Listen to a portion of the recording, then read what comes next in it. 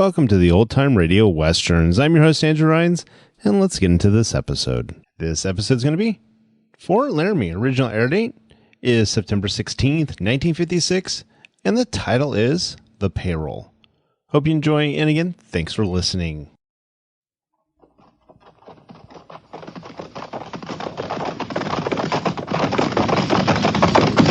At the gallop! Ho!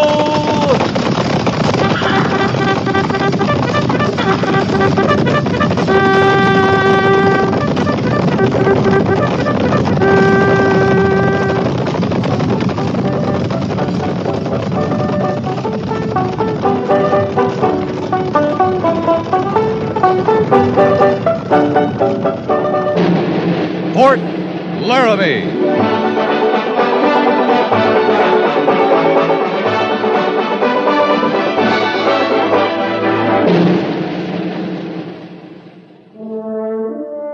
Fort Laramie, starring Raymond Burr as Captain Lee Quince. Specially transcribed tales of the dark and tragic ground of the wild frontier. The saga of fighting men who rode the rim of empire. And the dramatic story of Lee Quince, Captain of Cavalry.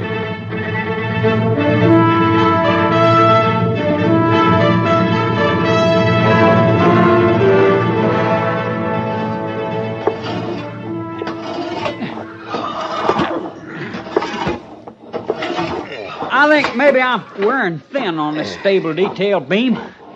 This is 3 days running we drew this duty. Anytime you want to tell me something I don't know, I'm willing to listen, Harrison. Tomorrow morning, come fatigue call, I got a mind to bust out of line and volunteer for something more elevating. I don't see how there's a job on this post more elevating than readying up a stable. You ain't ever got a complaint, have you? There's a long list of things I ain't never got, Harrison. A man ought to want change in his life. He ought to seek it out, try for it. Change, that's what keeps a man's interest alive.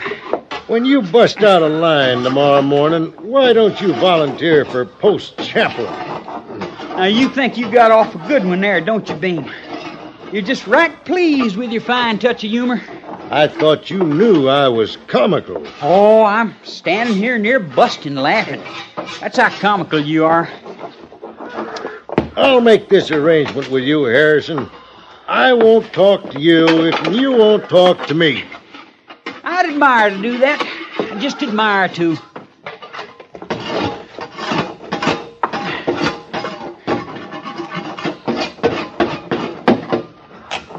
Bean?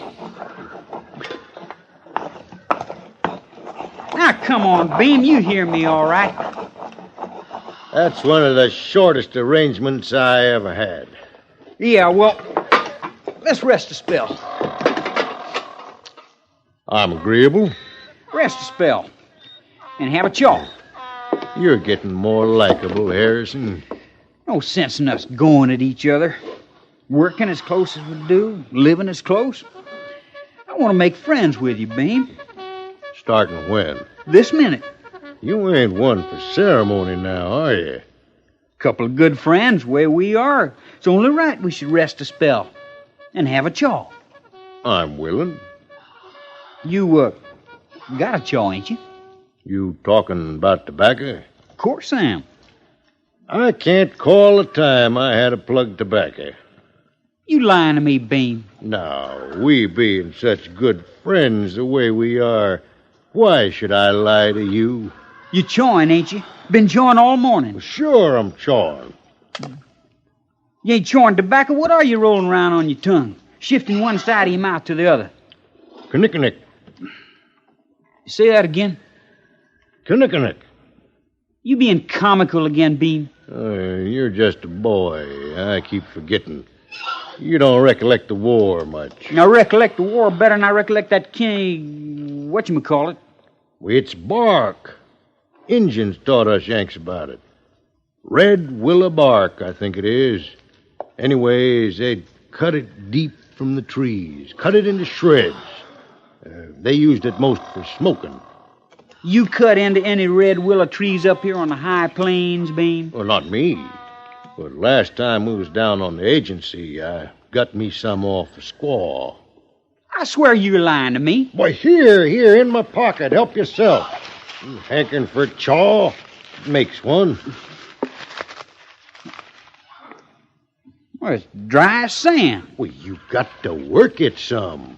Oh, you got... Yeah. Tastes funny. You sure this stuff's off a willow tree? Red willow. Or how come they look so pleasing and taste so bad? Well, I didn't say it was good. You wanted a chaw, I obliged you. Yeah, I said you was just a boy. well, sometimes I'm hungry. I don't eat a polecat because that's all I got handy. You got a taste for tobacco. Why don't you buy yourself some? The sutler keeps a fine line. A Bull Durham, seal in North Carolina. You know why I don't buy. I got no money. Same as you. Same as every trooper on this post. That paymaster ain't been through here in 4 months. And before that, it was 6. No money. Pliny, he won't give me no more credit. You ain't all alone, you know, Harrison. Ain't nobody been paid in 4 months' time. I'm going to do something, Bean. I don't rightly know what it is now, but that Pliny, he's going to give me some more credit somehow.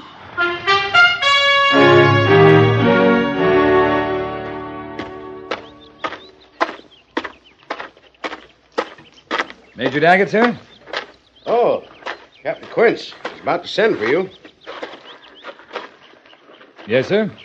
I thought this morning's drill went very well. Seem to. But there's one thing that's becoming a problem. Selecting my orderly for the day. I want you to give some thought to it. In what way? Well, as I say, the drill seems sharp enough. Soldiering generally is good. The men are keeping the post in good order.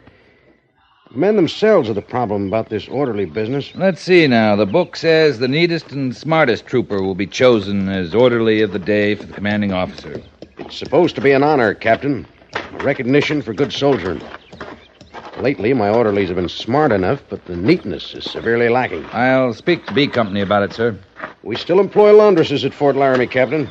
And the clothing allowances are far better than they used to be. Well, when they come. Now, what do you mean by that? Just that the paymaster hasn't stopped here since mid-spring. 4 months. I'm aware of that. Summer soldiering's tough, Major. Campaigns are hard, weather's hot.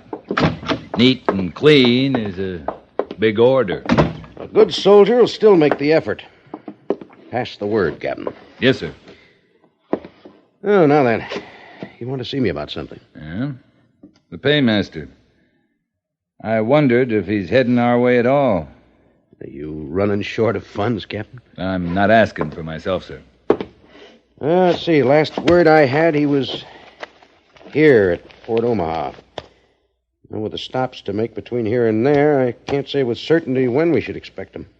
That'd mean stops at Fort Kearney, McPherson, here at the North Platte Station, and Fort Mitchell before he gets here.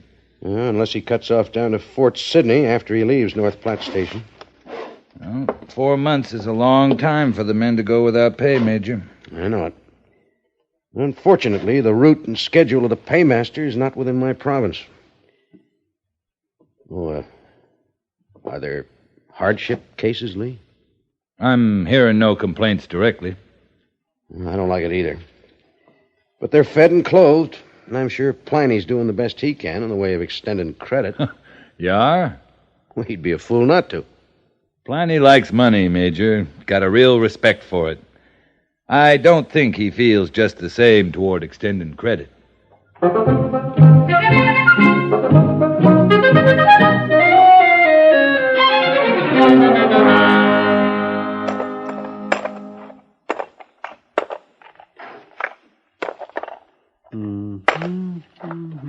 Yes, that's... well, I don't know. It's not enough. No, that's not nearly enough. Oh, I might want to put it in a safer place, though. Yes, I might want to do that. So I just put it in these sacks here. Well, yeah, it feels good then.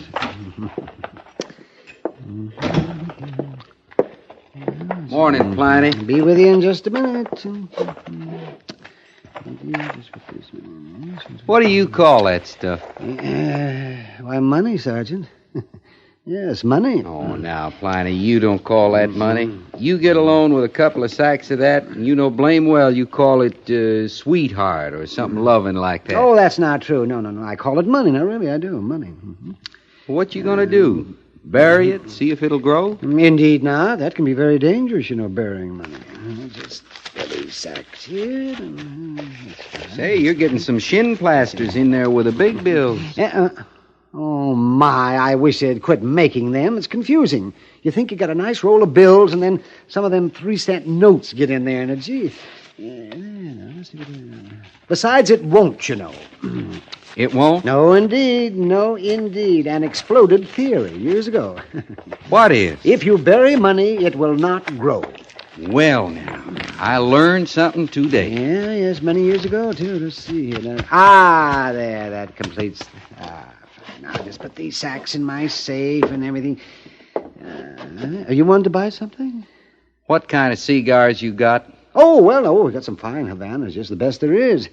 Here, I keep them over in the cabinet by the door, under lock and key. Pliny. It's me, Sergeant Goerss. Yes, I see who it is. Yeah.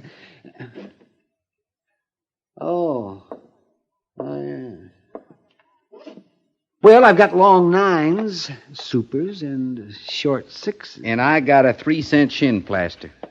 Where? Right here. Oh, yes. Yeah, so you have 3 cents. Well.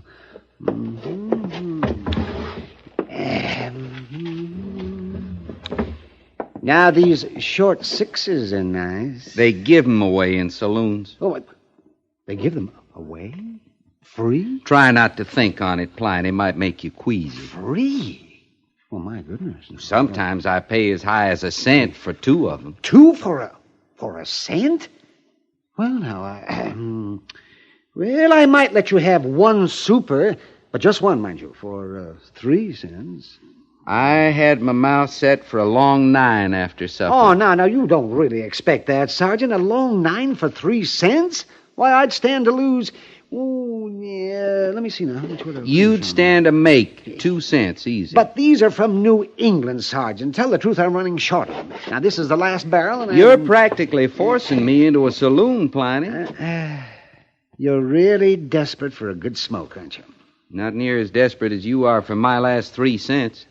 You, won't bandy this about the Post? I could bandy my head off, and there wouldn't be no run on your store, Pliny. The way that paymaster takes his time, I stand to be one of the few men at Fort Laramie that's still got a 3-cent note. Yes, well, now, let me see.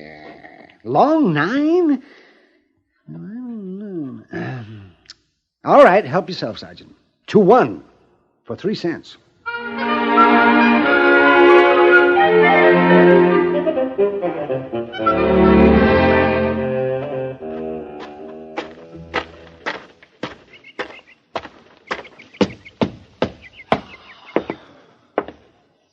Afternoon, Mr. Siberts. Oh, good afternoon, Captain Quince. Working on your journal and taking the air at the same time, huh? Too hot in my quarters, a bit more of a breeze out here. You feel the breeze off these plains. You're an optimist, Mr. Siberts. It's hot. Hot as sin. Wonder if it's this hot where the paymaster is. Not near as hot as where most of the men wish he was. Oh, I didn't mean that, sir. I did. You feeling the pinch, too, Mr. Siberts?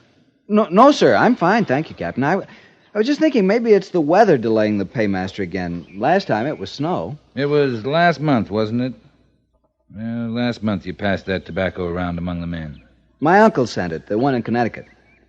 I wrote him, sort of suggested it'd be nice to get some more, but either he hadn't gotten the letter yet or he didn't get the idea. It was a good thing, Mr. Siberts. Thank you, sir. You still serving on the Council of Administration? Oh, yes, sir. Yes, I am. Still have charge of the Post Fund, do you? That's part of the duty. How much money in it?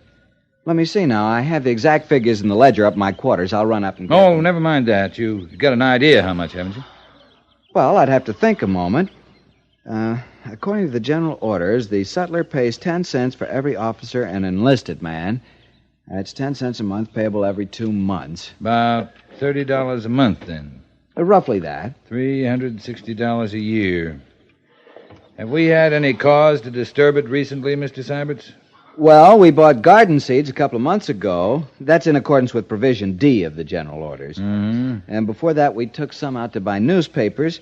That's according to the last part of Provision C. I just wanted an idea of how much, Mr. Siberts. I think close to $500. Very close to that. Suppose we let the men draw on it till the paymaster comes. Draw on it? Yeah, borrow it. For what purpose? Tobacco, beer, whatever use they want to put it to. But the general orders are specific as to the uses of the fund, Captain. I'm aware of that, Make but an independent decision. That is to say, this order comes from the Adjutant General's office. I have a copy of them here. When I was appointed to the Council of Administration, I made the orders part of my personal record. No need to read me the orders, Mr. Siberts. Oh, no trouble, sir. I'll be glad to refresh my own memory. Here it is. General Orders number 22, dated April 7, 1866. Well, the first part deals with the sutler requiring that he make this payment for the privilege he enjoys as post-trader. I just thought if the men could look on it like it was their own money, not a handout. Oh, here's the part I was talking about, sir. The post fund is to be used for A, the expenses of a bakehouse, B, the establishment of a post school for uneducated soldiers who might desire schooling, and for the children of the soldiers. I was thinking more like a plug of C, tobacco. the establishment of a library and the purchase of newspapers. D, for the purchase of garden seeds. That's the provision I mentioned previously. Tobacco or a glass of beer. You know, this hot weather, a man ought to enjoy a glass of beer. And then finally, provision E provides... Mr. Siberts. Yes, sir? I'm getting the idea there's no provision for beer and tobacco when the paymaster's late. That's correct, sir. I'm sorry to say that there isn't. Well,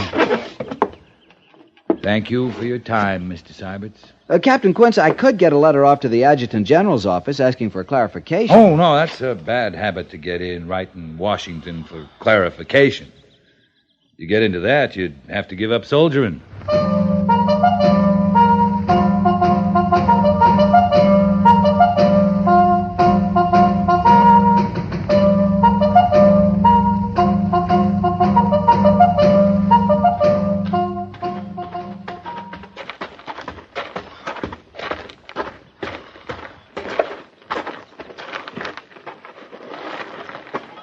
I think maybe I'll go face him alone, Beam. You could linger outside here, in case I needed help or like that. You got a scheme. I want to hear what it is. I had a scheme I wouldn't mind telling you. First thought comes fresh into my mind. I'm going to say it to Pliny. Sometimes the first thing I think is best. You want to take some knick before you traipse in there? Might work up your courage. I want no such thing. You linger here now.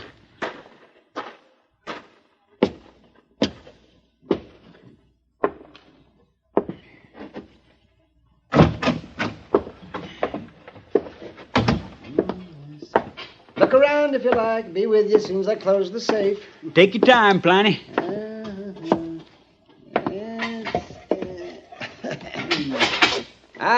we are. Now then, what can I do for you? It's you, Trooper. I thought it might be a customer. I mean to be. Now, what I had in mind... Trooper Harrison, we've been through this before. Many times. Oh, any number of times. We have no such thing. Not this Credit. I've been extremely generous about extending credit. Not recent, Gene. Oh, but you're wrong. You're wrong. Last evening I was looking over my accounts. Now, the paymaster is 4 months late, as it is. Now, I know that without looking into my accounts. Hear me out, boy. Now, hear me out. Well, I discover that if you give me your full 4 months' pay, we'd still have some accounting to do, you and I. You think I'd come in here, face the shame of asking your favor, if it wasn't real important? Well, I don't know, would you? A man's got his pride, Pliny. Yes, I suppose so. And next to a man with good credit, give me a man with pride. Every time. Every time. It's my ma, Pliny. My old gray-haired ma. No.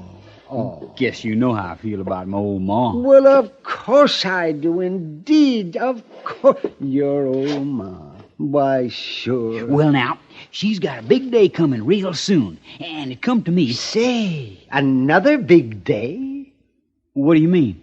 Well, last night, you remember the accounts? I noticed she had a birthday just a few weeks ago. She did? Yes. Oh, we got up a nice selection of gifts for her. Half a dozen plugs of tobacco, and it seems to me we tucked in some cigars for Mother. Fine Kentucky woman, my old ma. Oh, yeah. And the month before that, on her birthday, we bought Mother 2 jugs of whiskey and a pipe. Well, now, you recollect about them jugs. Remember they got broke over in the barracks? That's right. Got broke, and not a drop of whiskey reached the floor. Oh, yes, I remember that. Well, yeah, well... when is Mother's birthday this month? Oh, now... It's not her birthday this time, Pliny. It's... This time... Well, this time she's...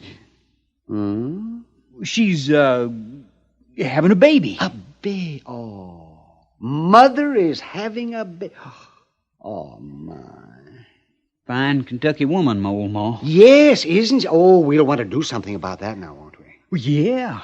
I thought we'd get up another batch of plug for some cigars. And this time we'd take special care of them jugs don't get broke. Oh, all the care in the world, yes. For Mother. Yeah, I'll give you a hand. You want to start putting everything together? Yes. Yes, I'll just get you down. What you doing?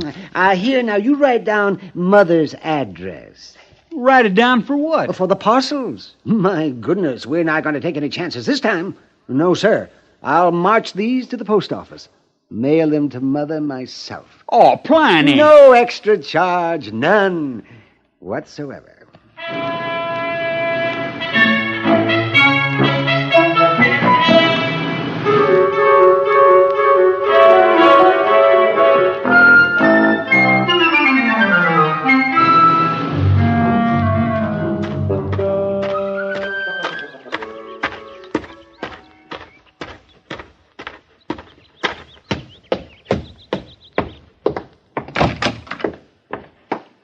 Captain Quince reporting, Major. Oh, sit down, Captain. Oh, thank you, sir. Well, I guess this is the news we've been waiting for. The paymaster? He's at North Platte Station awaiting our escort. You want the duty, Captain? It's all right with me. Pick your men. Leave as soon as you can. Yes, sir. If things go as they should, you'd be back here by late Friday, right? Right. Well, good luck, Captain. You worried about the escort, Major? Of course not. You know what I'm worried about. Yeah. Well, I'll stop in Laramie Village if you like. Warn them to get ready for attack. I suppose I could double the guard starting Friday night. But it wouldn't be fair, would it, Captain? Wouldn't do much good either. Maybe just have the officers stand by as usual. That's all we can do. Well, move out, Captain. Yes, sir. 4 months' payroll for 300 men. Well, we might not have a problem, Major. We always do. I don't see how we can avoid it this time. Well, maybe we'll be lucky. Maybe we'll be hijacked on the way back.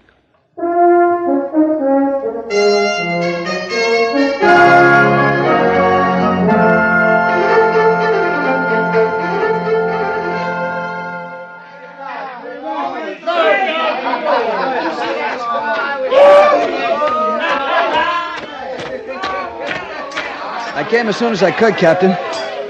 I never saw anything like this in my life, sir. Quite a sight, Mr. Siberts. Are all the men accounted for? They won't be for days. Some of them we may lose entirely, Mr. Siberts. You mean desertion? A few. Some of them just been waiting for money enough to get out of here. I've got a fresh new batch to tend to. Oh there. Well, I think this is the last from the village, Captain. Well, they look kind of limp. Yeah, and I had to help them get that way, sir. Harrison there bought a raft of lead powder in town. He had in mind to blow Pliny up, he said. Well, the hospital's full. They're stacked 3 deep in the guardhouse. I'll just take them to their barracks, Sergeant. Yes, sir. Yeah.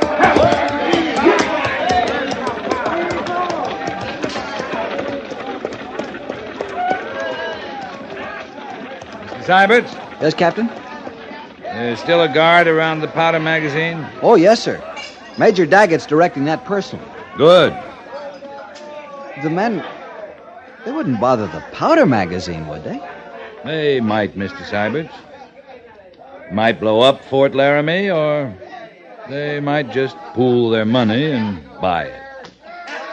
This army might do anything on payday.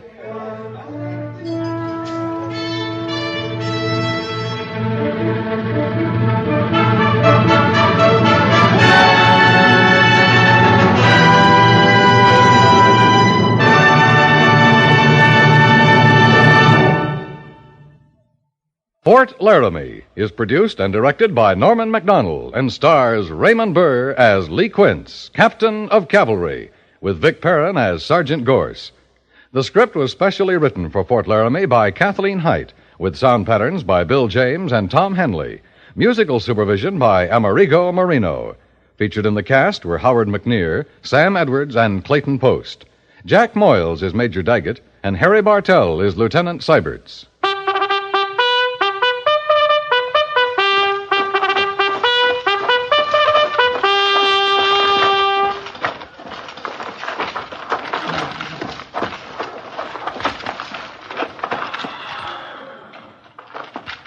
Company, attention! Dismiss.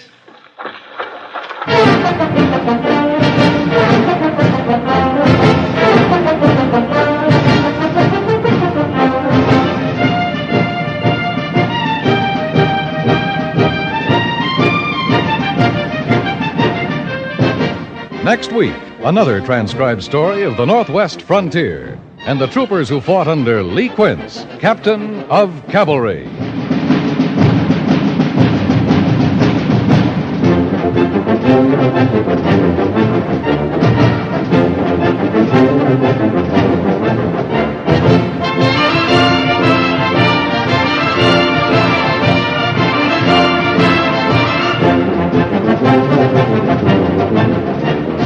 This is Norman Macdonnell. 67 years ago, as the first hint of autumn stole across the Laramie plain, the decree was issued to close Fort Laramie as a military post. It was a routine order couched in the clipped, impersonal language of the Army. Fort Laramie had served its purpose. Close it down. Put a period to a chapter of history. Put an end to an era. That's what the decree really said. For the abandonment of the fort on the Laramie marked the closing of the frontier. The story of Fort Laramie is a monument to ordinary men who lived in extraordinary times, of a land that was new and untried, as cruel as it was beautiful. It's the story of small numbers of men with good in them and bad, heroism and cowardice, honor and dishonor. Ordinary men. Ordinary men whose enemies were the rugged, uncharted country, the heat, the cold, disease, boredom, and perhaps, last of all, hostile Indians. Men lived at Fort Laramie and men died there, of drowning, freezing, typhoid, smallpox. Some may even have died from boredom. But it's a matter of record that in all the years the cavalry was stationed at Fort Laramie, only 4 troopers died of gunshot wounds. And so we mark the 67th anniversary of the closing of Fort Laramie, glad of our chance to reopen it, to tell the story of a proud landmark of the Old West and the ordinary men who served there.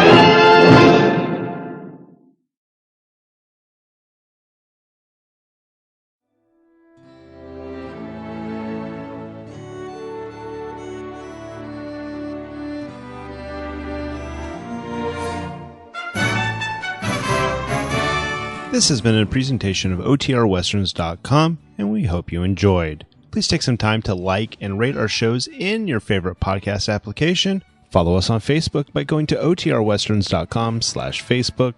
Join in the conversation by going to OTRWesterns.com/Discord.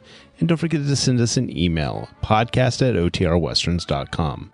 This episode is copyright under the Attribution Non-Commercial Share Alike copyright. For more information, go to OTRWesterns.com/copyright. Have a great day, and again, thanks for listening.